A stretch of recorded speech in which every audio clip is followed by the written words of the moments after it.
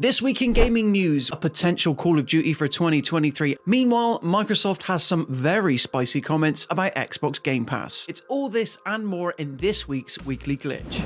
In its continued attempt to try and get the UK regulators to approve its attempted $69 billion acquisition of Activision, Microsoft itself has admitted that Xbox Game Pass can actually detrimentally affect software sales. This directly contradicts what head of Xbox Phil Spencer previously said in 2018, in which he suggested that Xbox Game Pass helps titles featured there to sell more copies. None of this is exactly surprising, of course, when you consider that your average monthly Xbox Game Pass subscription costs well under half the price of your average AAA Xbox game. What did Microsoft think was going to happen?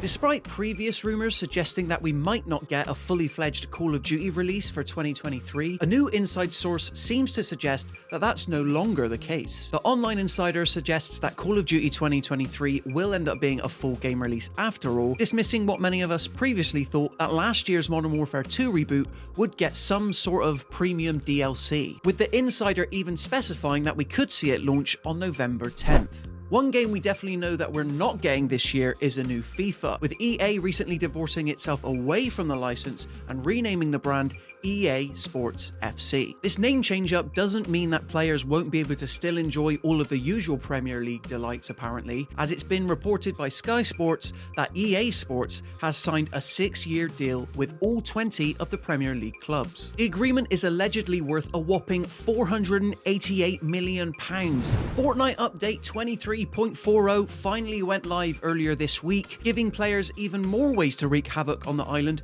primarily through the return of Dragon Ball content. Also added were some brand new exotic weapons, including the heisted Breacher shotgun and heisted explosive assault rifle. But perhaps more interestingly, we saw the introduction of heat levels, which should make tracking your opponents all the more easier. There's also a new quest line for Fortnite's Most Wanted event featured in this patch, which rewards players with infamy that can then be used to unlock rewards like the Vault Guardian pickaxe and the gold-blooded Ace outfit.